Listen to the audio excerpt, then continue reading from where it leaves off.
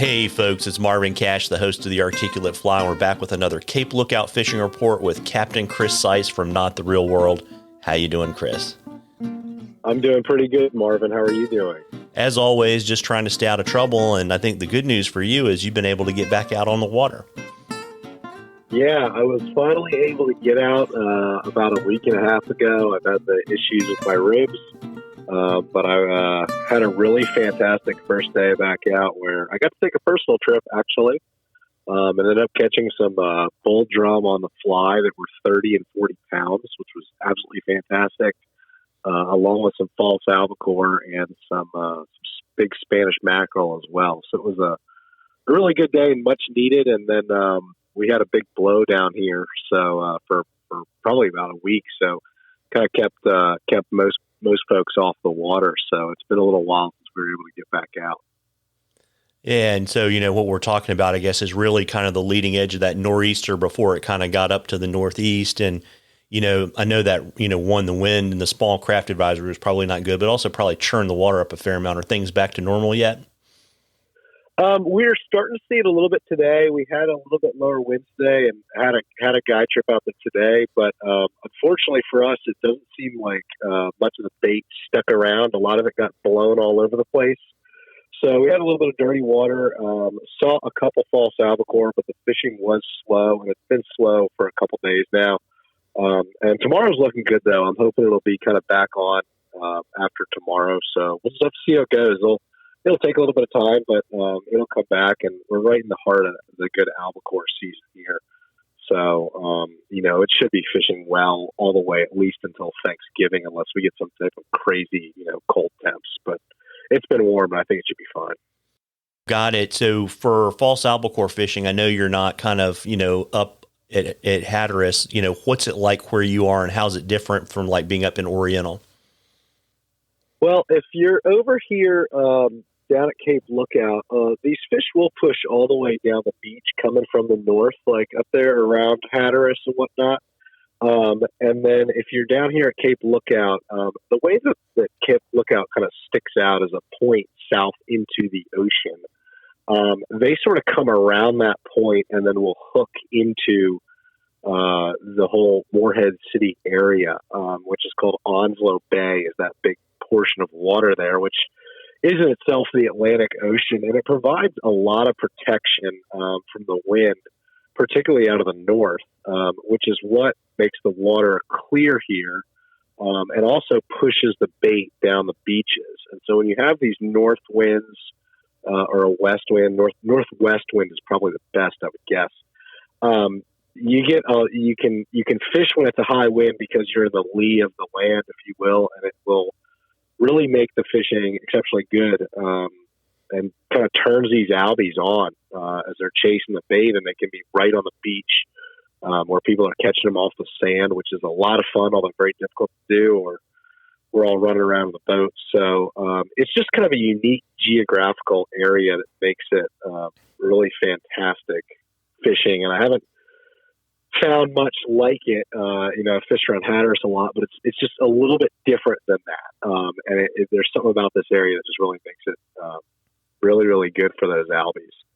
So that's kind of what we work with down here. And, hopefully this weather kind of just switches up for us a little bit and gets them back in the area, because they were absolutely on fire right before this big blow.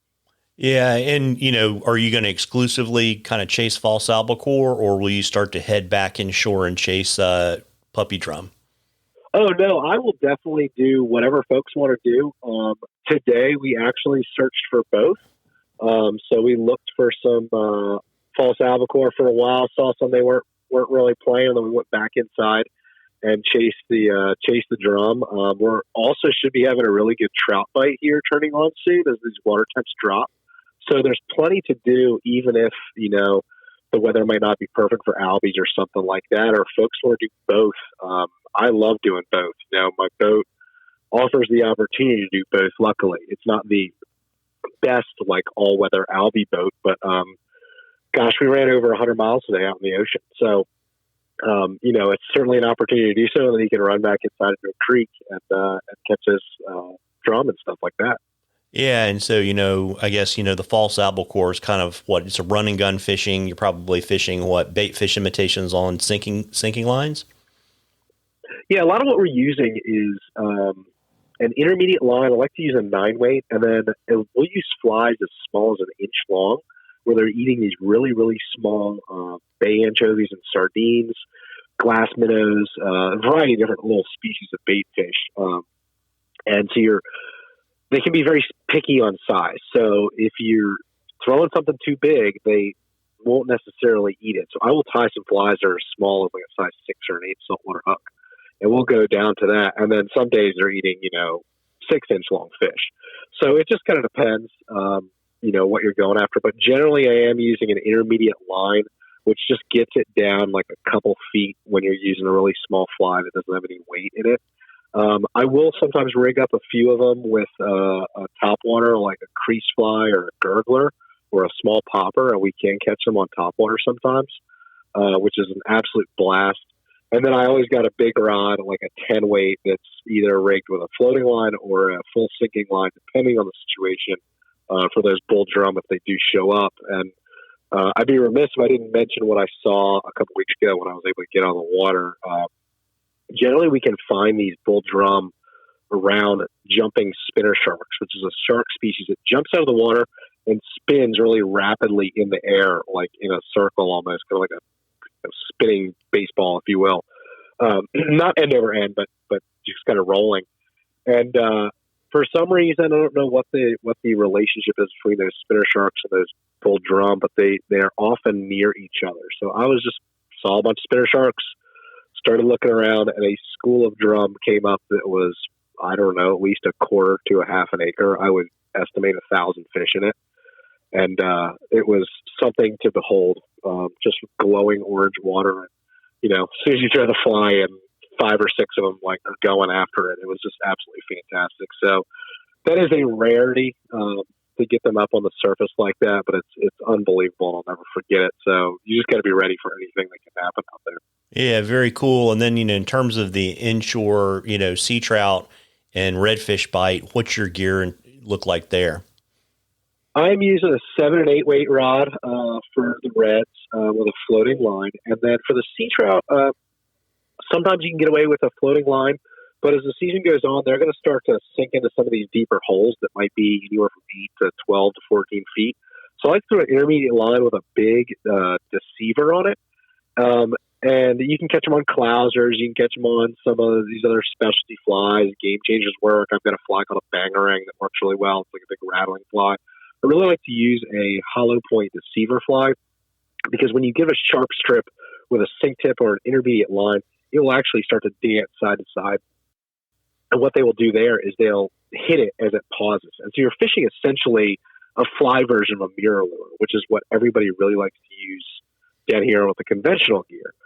So it is really, really effective when you can get on that, figure out what depth they're at, whether they're 6 feet in an 8 foot deep hole, and just slowly twitch that thing through so it pauses.